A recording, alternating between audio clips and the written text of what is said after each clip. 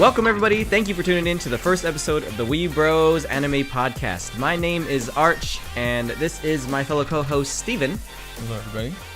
And a little bit about myself. I've been watching a lot of anime for the past, maybe, I want to say, 20 or so years. I started off with Dragon Ball, and that kind of sparked my interest into other ventures. I want to say I've watched maybe over 150 plus anime. At least that's what my anime list is telling me. Something like that.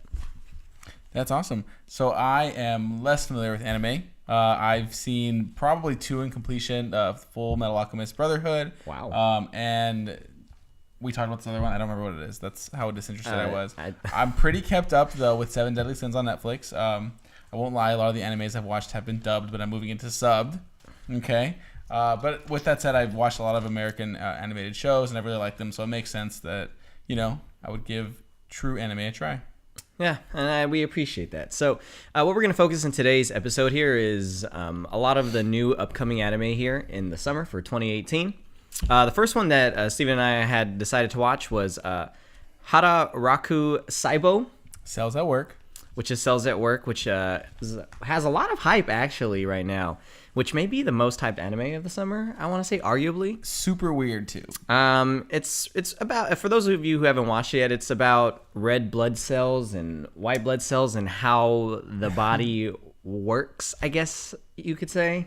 I was telling this to Josh Arch yesterday, but if you took Schoolhouse Rock and, kind of animated up, I think that's what this would become. I know I saw on Twitter a lot of people were saying, like, oh, it's very informative. There was certain elements that were educational, I guess. But, I won't lie. I think it took me basically 2 tries to watch the whole thing, mostly because I don't think the introduction does a good job of setting the stage. Once there's a point when the white blood cell and the red blood cell finally, you realize that they are, in fact, the main characters, or at least they were in this episode. And once they're well defined, I think that it picks up and it gets a lot better. But the first, I don't know, maybe 7 minutes just did not work for me. And evidenced by me pausing it yesterday. I have to say that it might be the opposite with me because the first 7 minutes were kind of very animated, I want to say. When the white blood cell comes in and just immediately destroys that one thing, it's blood all over himself with the contrast of him being completely white. It looked like it was going to be good, but at the same time, I'm just like, where's the plot? Where's the story? Well, and I think we're used to having defined characters up front, which this didn't have, right? Her, no, the main characters, or the woman lead is red blood cell. But what it kind of reminded me of was, I don't remember that Disney movie. What is it? The one that featured all about the emotions. Oh, Inside Out. Yeah, it literally is like Inside Out. What I kind of liked about that concept is that it has that thing of like where your inside functions are like people, and they have their own things that they do as well. I see that. It kind of gave life to that. I think it just in the same token, right? Inside Out, I think, and again, not that I'm comparing the two at all, but Inside Out had these emotions clearly defined from the beginning. That's true. Or at least it attempted to. And that's what I'm saying. Since it basically started like in media res, started like an action. It didn't make sense. Like, why? Not that it didn't make sense because by the end it did, but the first minutes of it, just for me at least, didn't click because I wasn't really sure what was going on. Yeah. I did want to say though, I thought the animation was beautiful. The colors popped, and it's very edgy too. Like there's a lot of sharp lines in that anime. It made the villains look really. The way they designed the platelets were adorable. I just want to throw that out there. But yeah, I thought. I by the end of it, I was definitely invested. I want to see where they go with this. No spoilers, but I think that they've set it up a pretty good arc with the way they left things off once the bacteria was gotten rid of. So I look forward to seeing what happens. What are they gonna do with that blood? She's bleeding. Okay, so are we spoiling that? Yeah, we're talking about it. Sure. There was blood. Yeah, well, that's the whole thing, right? If bacteria affects a cell, that cell becomes, I don't know, infected. I imagine. I think of it like maybe we're doing like a zombie type thing within blood cells. Who knows? And they could go. You saw the way he looked at her, right? He was just like, exactly. Oh, Jesus. And also the way that they left, when she said, "Will I see you again?" He said, "Probably not," because of how many or he said no, actually, because of how many, white blood cells there are. Yeah. It didn't so much feel like, oh, woe is me, but more like it's probably better that we don't see each other, maybe because he saw that cut, right? And I could be reading too much into it, but that's what I saw. Well, we're going to find out in the next episode. I mean, Yeah. I'm actually pretty excited for it. It looks I'm like too. a pretty good anime. All right, so the next anime on our list here is Harukana Receive, which is a gorgeously animated anime about beach volleyball, actually. What are your Yeah. initial thoughts about Yeah, I've got some pretty strong thoughts about this one. Not strong positive, but I want to preface it by saying that I am not into sports. I will go to live events because they're fun, because of everything else, like the food, the drinks. But sporting events themselves, I'm not interested in it. I'm not athletic. But with that said, yes, the anime is beautiful. It's gorgeously drawn, right? Gorgeously animated. But that's the extent of it. One of my big pet peeves with specifically Asian animes is the fetishization of like women and the way that they're drawn. Not a fan of it.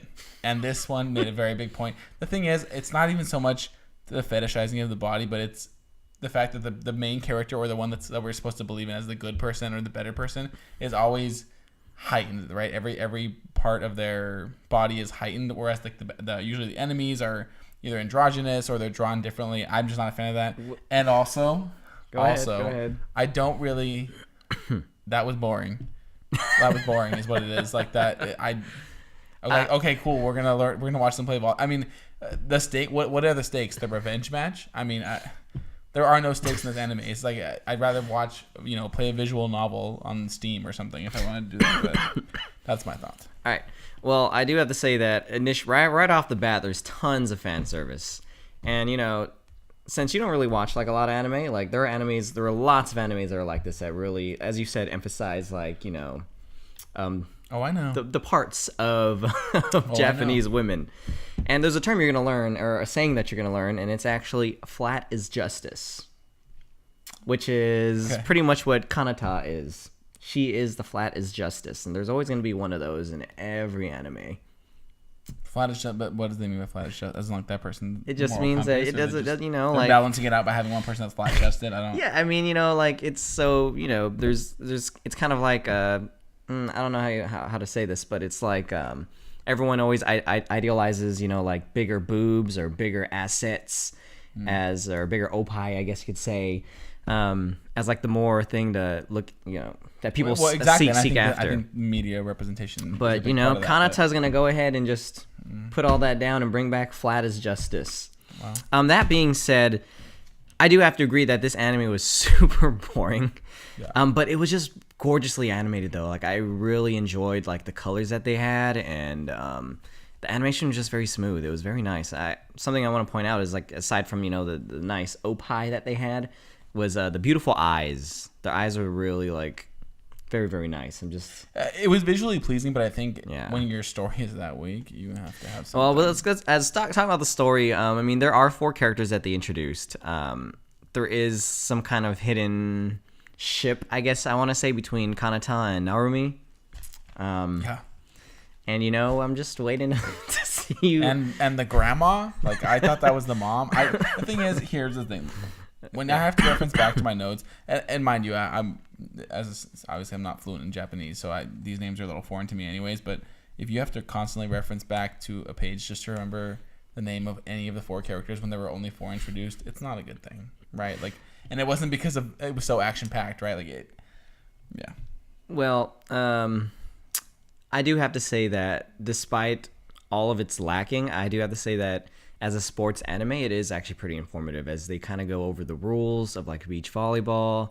They talk about like techniques, like it's. I don't think so. I think I disagree. I think they did a good job of emphasizing the importance of having a teammate, which I guess is like going to be the theme of the show, right? There's no ace. There is no ace. It was super weird. The whole thing was weird. I don't know. I mean, I'm going to keep watching, but yeah. All right. Okay. Well, let's go ahead and pass on our volleyball one and move to the next one. The next anime on our list here is Hanebado, which is another sports anime, a badminton one. The super riveting sport of badminton.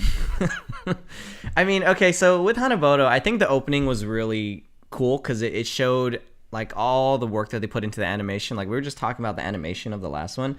I think that this is probably the best animated anime of the season so far from what we've watched, as in terms of like how nice and how fluid it looks. Yeah.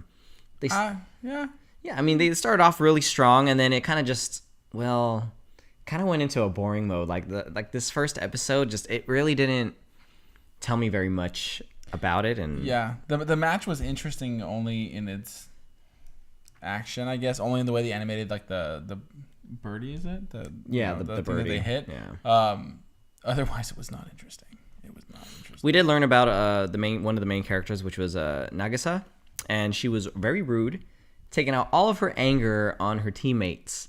And I mean, at least she comes, into terms with it after she realizes that, she's really being mean. Other than that, like, I don't really think there was much to it. No, there wasn't. There was a constant theme of it. What am I doing here? Is this pointless? Is this pointless? I mean, if it's pointless, if you're thinking if it's pointless, it probably is. Maybe it wasn't even interesting, like, backstory we got. You know what it reminds me of? When you play Kingdom Hearts 2 and they have that like 5-hour intro with someone who is seemingly pointless the entire rest of the game, and you're like, that could have been pushed into like 5 minutes. That was this whole episode. This episode could have been like a 5-minute preamble to the whole thing. I don't know. Well, there are two parts actually of that anime that really did stick out to me. I'm pretty sure you remember them. First was when she got wrecked. Literally in the opening, she got destroyed. Yeah. That really set a good. Watching like Serena Williams and Maria Sharapova. Okay. Except they play tennis, but yeah. Okay, and other than that, there was that awkward run. I don't know if you remember that awkward run that had happened, where it's like, you should join tennis. That was awkward. And you remember when she was running out of the thing, she kind of just like walked this way, walk. Do you remember that, right? I don't know what the point of that was. I blocked it out. It was so weird. I just wanted to bring that up. It was really ridiculous. Was it was like pointless? Something you see like on, I don't know, some parody show. I just really didn't know why they brought that up. So weird. Anyways, let's go ahead and move on to the next one. Mm-hmm. The next one we're going to talk about is Angel of Death, which is Satsuriku no Tenshi. This was really an interesting anime. It had a really, morbid feel to it because people were dying. People were dying. People be dying. So it's starring Rachel Gardner. I guess is like an Americanized main character here. The typical beautiful eyes, blonde hair, wakes up in a hospital, and there's just like so much like questioning going on. It feels like it's automatically a puzzle. Yeah. And it really caught my interest like immediately. Yeah. So real quick too, neither one of us knew this was a video game before we watched it. The only reason we knew is because I Googled it afterwards and I saw that it's out. So as soon as the series is over, I'm going to play the game because I was very interested. I'm making sure he doesn't play it. We don't want any spoilers of this. Yeah. So I had written some things down. So I actually wanted to point this out. The thing about this anime that stuck out to me was how similar it was. And this is the anime that I was talking about earlier in the show that I completed. It reminded me so much of Danganronpa. It has such a big. They mentioned like feel. Hope and despair, and I forgot the character's name already, but the character who kills the doctor. Oh, I don't think they gave his name. Yeah, so him, just Bandage Man. Yeah, the Bandage Man. So he reminded me so much of like a remnant of despair, right? Running around. He's the one who mentioned the word despair numerous times. He said hope. So it was just I saw a lot of parallels, which is cool. I like the Danganronpa series and the video games a lot. I'm curious to see where they go from here, especially because of the way the show ended with Rachel basically saying, just kill me. Kill me, please. Yeah. Yeah, I'm really interested in seeing what the Bandage character is going to be able to do for our main character here. With his main entrance coming in and, him slicing up the dove or the white bird. It was very symbolic, too, because the white bird that died, I mean, it was like, especially in the way that it died, it was quite literally, a metaphor for Rachel. Yeah, her innocence dying. Innocence, right? Yeah. Immediately was like innocence lost, and it was on the nose. It also kind of like hinted at something about her that just didn't seem right. Because remember how she went back to the bird and was like, "I'm gonna fix you up. I forgot what her actual line was. Yeah. You're not. I thought she said you're not the same bird. Remember? Yeah. Well, like I said, it was the whole thing was very. There's something to Rachel that's going on that we just don't know about yet. I'm wondering, maybe they're trying to hint that maybe she's supposed to be some kind of floor guardian herself. That's you know, she may be one of like the boss boss stages. I can't think of the right word. I'm excited for regardless. And as well. The Bandage Man had a great laugh. He was literally very cynical. He was crazy. Oh, you know what it reminded me of too? I wrote here. So this is like a very big trope that is used in TV, especially animes. The long tongue. So it's always bothered me. But like the Bandage Man had that whole thing, and it's just like it's a way to immediately indicate that this person is evil. Yeah, essentially. And I'm curious to see. I mean, you know, in some cases, right? Like that person's about not being like evil. Just no, they're still evil. They're just like, but they may not be bad, right? Or they're just crazy. I guess. Exactly. Yeah. Like the manic tongue, I think is the name. But anyways, I thought that was interesting too. Yeah, it was cool. And good riddance of Dr. Danny. Dude was creepy. I literally was cringing at everything that was going on there. I felt like we were about to have a Me Too moment. Okay. You know, I was like, wow, the movement is. But, you know, I do have to say though that with Angel of Death, it's one of the ones I'm really looking forward to watching again. I really would like to see what's going on. Aside from that, let's go ahead and move on to the next one. To the final one. Yep, to the final one. So now we're gonna talk about our last anime that we're gonna go over here, and this is Asobe Asobase. Yeah. So Workshops of Fun. This was my favorite. This was a great one. My favorite. This was so funny. It was so out of nowhere. Yeah. I honestly felt like I wasn't gonna like it just from reading the premises. And also the intro. So the intro song, I was like, well, here we go. This is already hard to watch. It was already super, anime. So like good after that though. Yeah. So I'm gonna hijack this because I had a lot of thoughts on this one. Go right on ahead. We sit there. We've sat there, and I've read a lot of comments online about other animes, and a lot of times people say, "Oh, well, pay attention to the animation style, right? That are so beautifully animated." This one was not beautifully animated, right? It had a very crude animation style, but it worked in its favor. It was so genuinely funny. Yeah. And it's funny because the premise of this one, it sounds on paper the least interesting. Like the least amount of things are going on. They're trying to teach. Olivia is trying to teach, one of the girls American English. Whoa. Excuse me. So, trying. Yeah, exactly. And the first thing I noticed is you have to hear me out because you're gonna think. Oh, I'm listening. I'm Hispanic, right? I'm Mexican, and I have a lot of family members or even friends that are Mexican that look very Mexican. I have features that are very Mexican, like in the same way Olivia has very American traits, looks American, the blonde hair. Her name's Olivia, right? That don't speak the language in the same way that Olivia doesn't speak English very well, right? So it was such an interesting parallel because it brings back the whole question, like, okay, well, even if you are full on, if your parents are both born in a different country and you have a name that's from a different country and you look like someone from a different country, if you're born into, like in this case, Japan, and you're raised on Japanese culture with the Japanese language, then really where do you fit in, right? I think that's a super, super interesting point that they're trying to make. And I really, really like that. I've never seen it from this perspective. And fortunately for me, I grew up with my own Mexican culture just in the United States. So it's just going to be really interesting to see that evolve. And I'm interested to see how they play that out. Also thought, though, that they gave each girl such good personality. They really did. I got to say, right off the bat, the very opening scene that they had, which was look the other way. Yeah. The rock, paper, scissors. Oh, my God. So fun. Olivia clearly was just an asshole. I was going to say. She was an asshole. Absolutely. Straight up slapping homegirl, Hamiko. But when she decided to go with Kasumi did not. Yeah. She don't play around. She slapped her opie. Things got pretty crazy from there. And the thing is, they all had such distinct personalities. So a lot of times, too, I think that... And again, I'm making huge generalizations on things that I really shouldn't be speaking on because I haven't seen enough animes. But from what I've seen on the outside, anyways, as an outside perspective, a lot of times the girls are painted out to be more like damsels in distress. And in this case, these three have all distinct personalities, and more importantly, none of them seem like that or that weak. Hanako was just kind of like she down on herself, yes, right, when they were talking about the clubs or getting into a club, but it was she had a very strong personality. Olivia, as you saw in the intro, had no qualms about slapping her student aide essentially. Jesus. And Kasumi was also quite. I mean, you saw when she was putting using the pencil between her fingers, and then even the Okay, compass, let's go stop right there. The pencil between the fingers was one of the funniest things I've ever seen. No, the compass was funny. Okay. When Olivia got the compass, that was so funny. With that being said, like, it really shows that, with Olivia in particular, like, I really love the fact that she's able to, to speak out in a different type of personality, and then you get to see what's inside of her head, and it's just a complete, like, all right, like, I want to say the thing that I wrote here is bye-bye my fingers. Yep. When she had that, thought process, like, all right, my fingers are gone. Yeah. Let's do this. Yeah. Not even anywhere close. I could not stop laughing. That was so funny. so good. It was, I honestly think of like the, what is it, 2+ hours that we watched of all these animes together.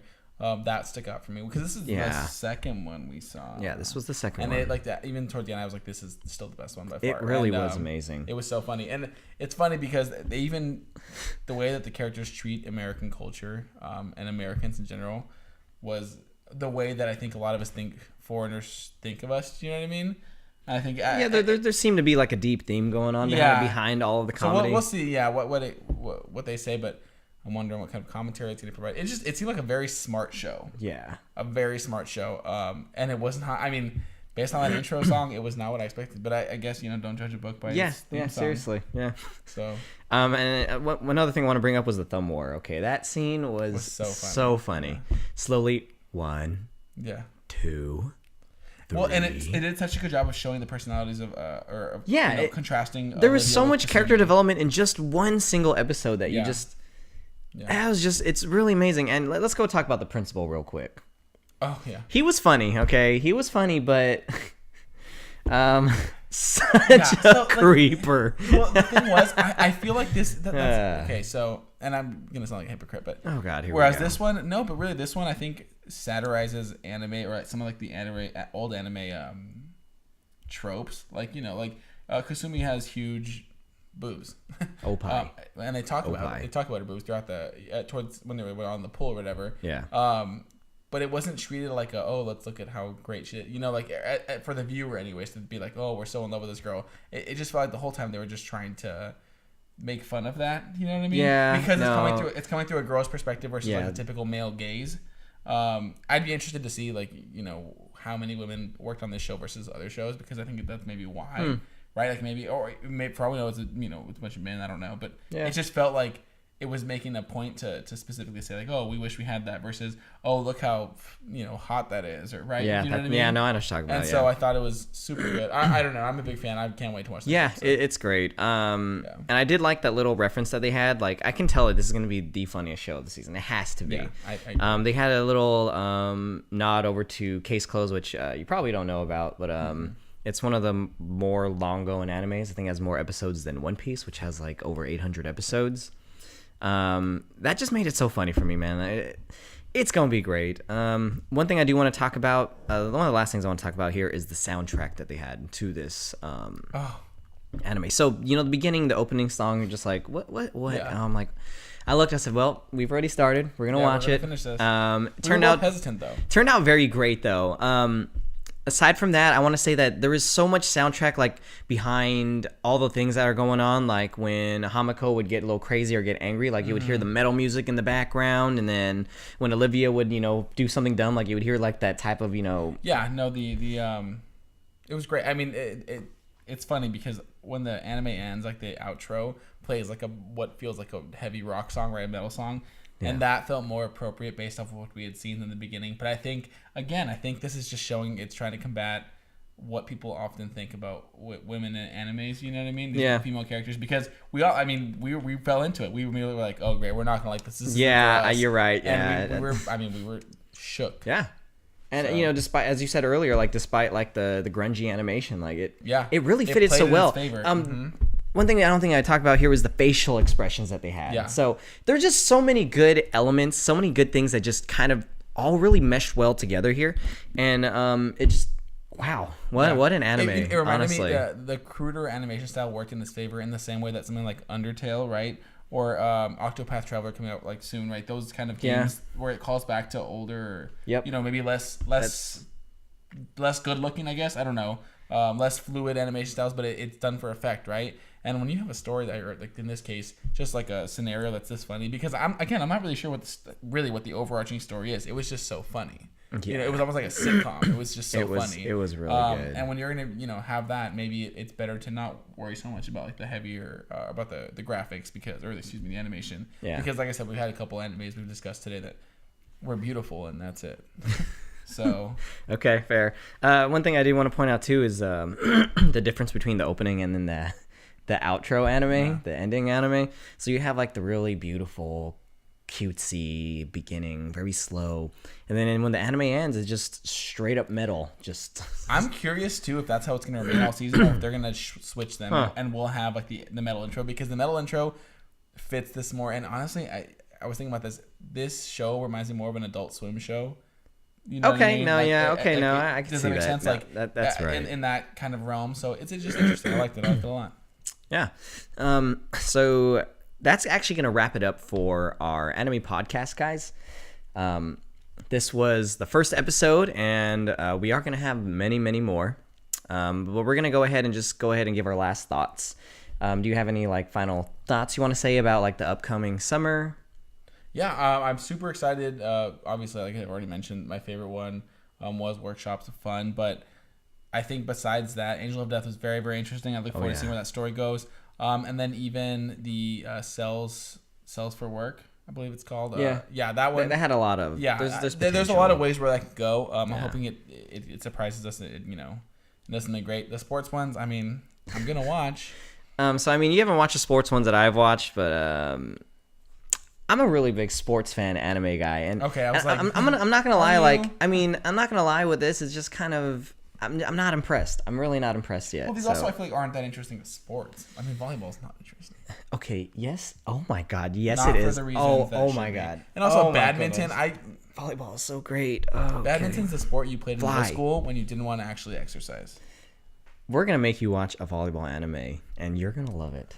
Maybe not this one, but we'll see with this one. But anyways, I don't really think I have other thoughts other than what's already been said. I'm pretty much feeling the same way you do. I think Asobe Asobase is really going to be the one I'm looking forward to every week. But Angel of Death, as you said, I'm going to agree. Yeah. I'm really looking forward to seeing what goes on. I did want to say this too. As we progress, I hope to be able to say the Japanese titles of these animes. I just don't want to butcher your language. Is out of respect. Well, I'm not. I will. I think by watching, I'll eventually pick up on some of it. But yeah. I just, I've heard enough people butcher Spanish words that I don't want to be someone who butchers a Japanese word. So I will say it in English until my goal by the end of this year. He will learn a lot more terms. It'll be fun. And as for someone who doesn't watch anime, though, I'm actually really impressed that you stuck it through, and it looks like you have a general interest in it at least. We got lucky. Okay. All right, guys. Well, that's going to go ahead and wrap it up for us. We are the Weabros. Yes, guys. And if you guys have any recommendations for me, I will try to watch as many animes as I can. I already have a large load of animes to watch, so don't overwhelm me. But I will try. I will try. Yeah. So that's going to go ahead and do that for us here, guys. And we'll see you all again on the next episode. Thanks for tuning in, and make sure you subscribe, and we'll see you again next time. Bye-bye.